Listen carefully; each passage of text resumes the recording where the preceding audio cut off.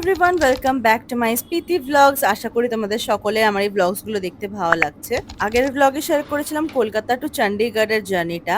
আরও তো অনেক জার্নি বাকি আছে। চণ্ডীগড়ের সকালটা এক কাপ গরম কফি দিয়েই শুরু করা যাক। ব্রেকফাস্টটা শেয়ার করা হয়নি, কিন্তু ব্রেকফাস্টটা সেরেই আমরা জার্নিটা শুরু করেছি। আজ আমরা যাচ্ছি Chandigarh two Narkanda. Total distance হচ্ছে 173 কিলোমিটার্স। বাট যেহেতু পাহাড় শুরু হয়ে গেছে, এই জন্য আমাদের তাড়াতাড়ি বেরোতে হতো, 5 ঘন্টা মিনিমাম লাগতো। ব্রেকফাস্টটা হেভি করে নিলে লাঞ্চের জন্য আর মাঝখানে দাঁড়াতে হয় না। এবার তোমরা জার্নিটা এনজয় করো।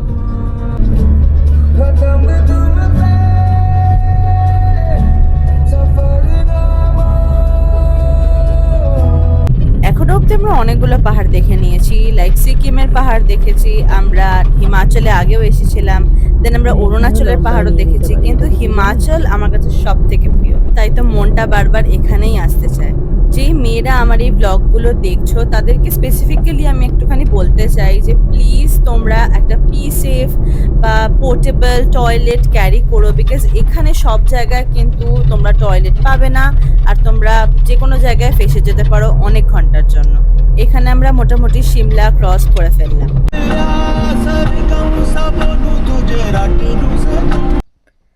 ঘোর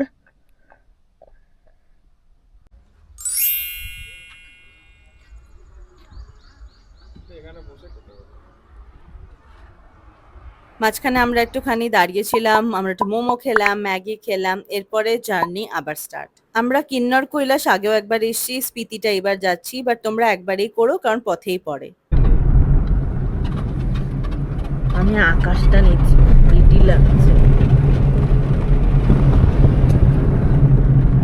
চলো পৌঁছে গেলাম আমাদের নারকান্ডার হোমস্টেটাতে। খুবই সুন্দর ছিল, রুমগুলো স্পেসিফিক্যালি খুবই বড় ছিল। এরপর থেকে যেই যেই জায়গাগুলোতে থাকবো সমস্তটা আমরা আগে থেকে বুক করেছিলাম, আর নয়তো আমরা পেতাম না। তোমাদের যদি কোনো জায়গার ডিটেলস লাগে বা প্রাইস জানতে চাও তাহলে কমেন্ট করে দিও, আমি দিয়ে দেবো ওখানে। আমি জানি না, আবার তোমরা কি দেখে বুঝতে পারছো সন্ধে 6টা বাজে এখন। এখন কটা বাজে? 7টা বেজে গেছে। তারপরেও বাইরে দেখো কত আলো। আমি এখন খাবো চিকেন পকোড়া।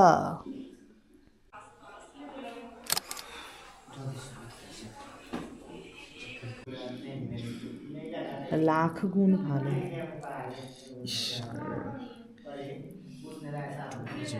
খেয়ে দেখ, ভালো।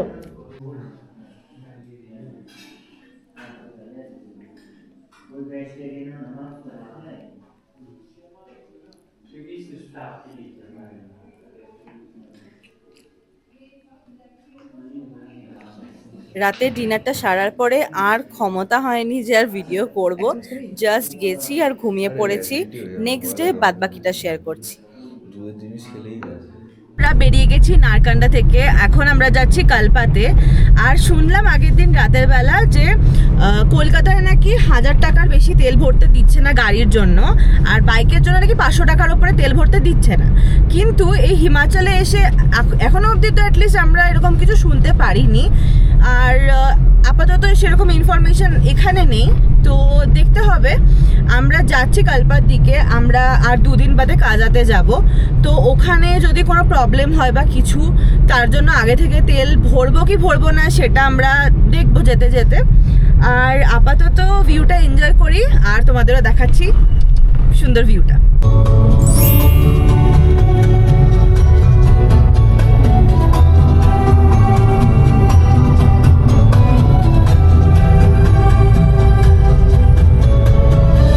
বলে তো দিলাম, নারকান্ডা টু কালপা হচ্ছে আজকের জার্নি। ডিস্টেন্স হলো 174 কিলোমিটার। ওই ধরে নাও 5 ঘন্টা, বিকজ পাহাড়ি রাস্তা 5 ঘন্টার থেকে বেশিও লাগতে পারে। গাড়ি করে ঘুরতে এলে কিছু দেখতে পাও না পাও, ব্রেক ডান্স নিশ্চয়ই করে নেবে, বিকজ যা অফ রোডিং হয় ভাবার বাইরে, কিন্তু তারপরে এইটা পাওয়া যায়।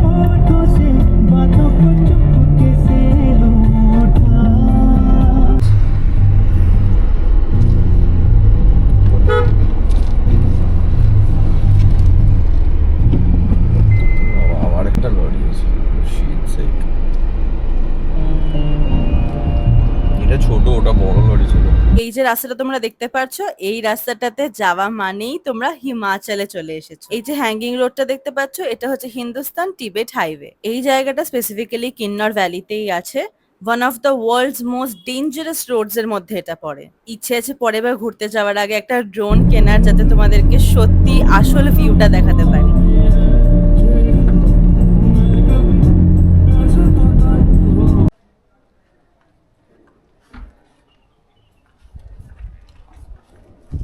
সে হাই।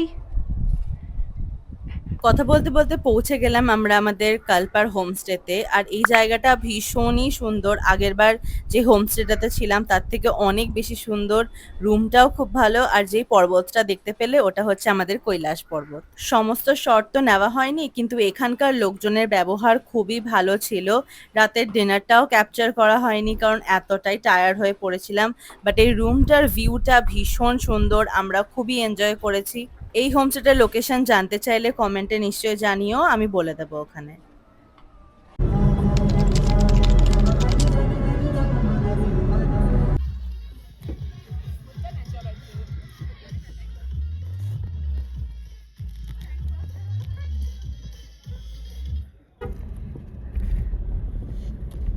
তুই আমাদের অনেক ভুগিয়েছিস আজকে। মারি না এইরকম তোর ভাবে নিচে জন্য। নরমাল নিলেই তো জয় মা মাম্মা মোলে জয় শিব শম্ভু জয় শিব শম্ভু